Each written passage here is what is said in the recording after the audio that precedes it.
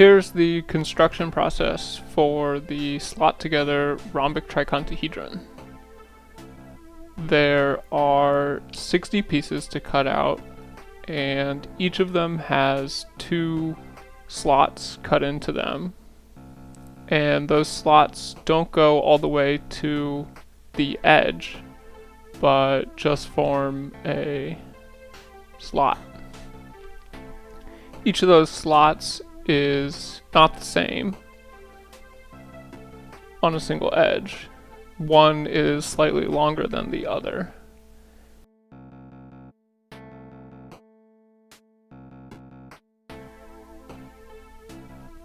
Here I'm just sorting them by orientation to keep the same slots all in the same place. So this 3-way connection is the basic building block of the entire structure. So with the slots on the left-hand side of the edge, the top slot is the one that is used on these 3-way connections. And I'm using a drop of glue underneath each ear that pokes through in order to lock it in place.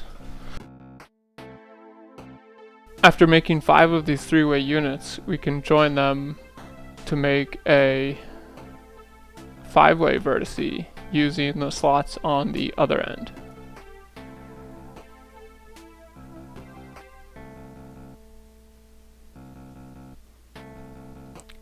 And I'm just leaving some of those not connected right now to let the glue dry so that when bending it into its final location, they don't pull out.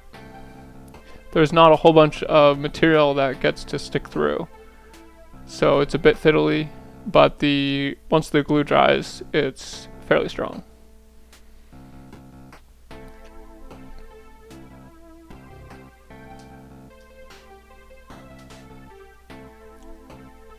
So here I'm making the second half with the same procedure, and later we'll join those together.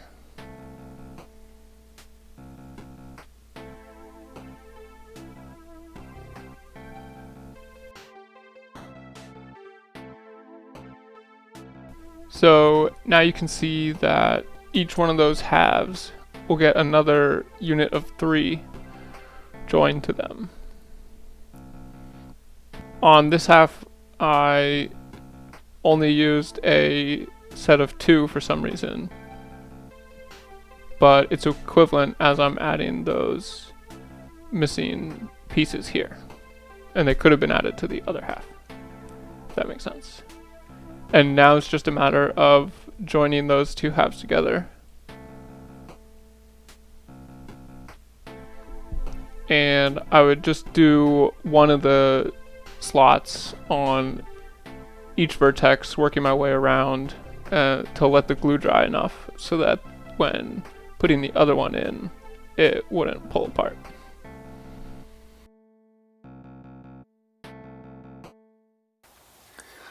This is the model that got me thinking about making this piece. This is a 30 square slide together designed by George Hart, and I'll put a link to a video and also to his website that has the template to put this together for yourself.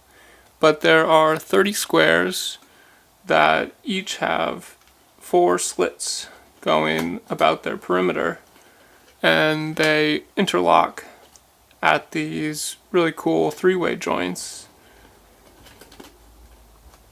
And I put this together a while ago, and it got me thinking about whether you could have this slide together without actually a cut that goes through the perimeter of whatever shape you're using.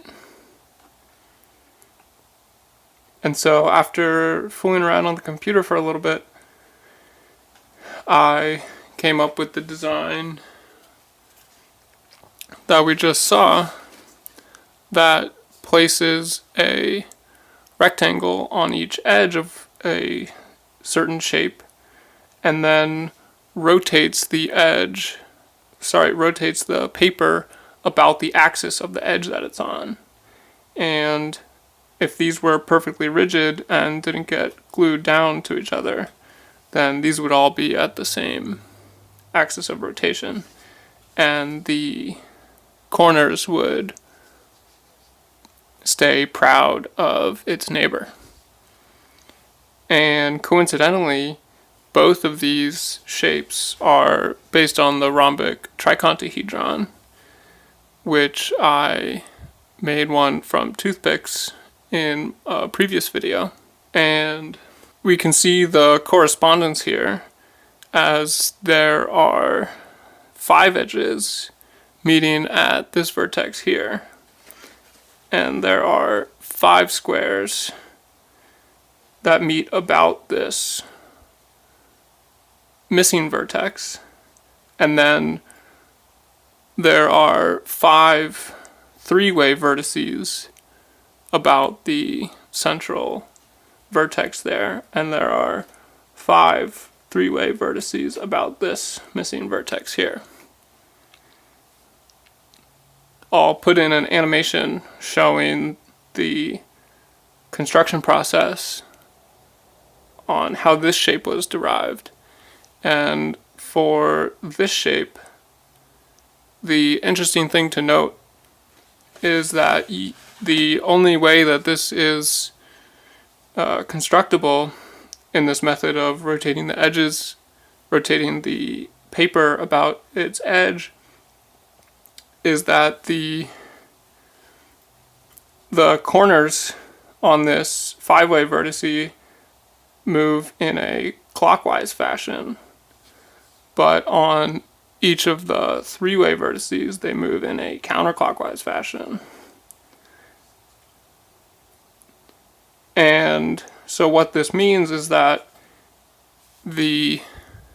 first off, the vertices can't all be the same, meaning it can't be vertex transitive. And there can only be 2 types of vertices. And those vertices obviously the clockwise vertex has to only touch a counterclockwise vertex about that edge.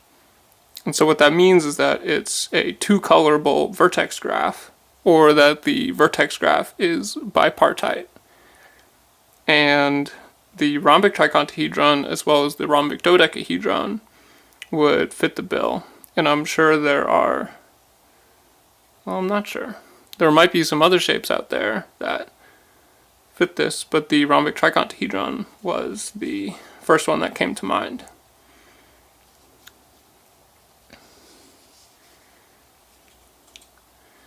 So the only thing I regret is that some of these corners ended up getting glued down fairly flat, which eliminates the twist a bit. But it does give the 3-way vertices a bit of lift to them, which I think still looks pretty cool.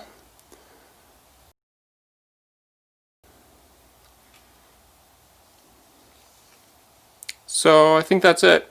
I will leave a link to the template that I used to cut out these pieces, and if you make one yourself, make sure to leave a comment below.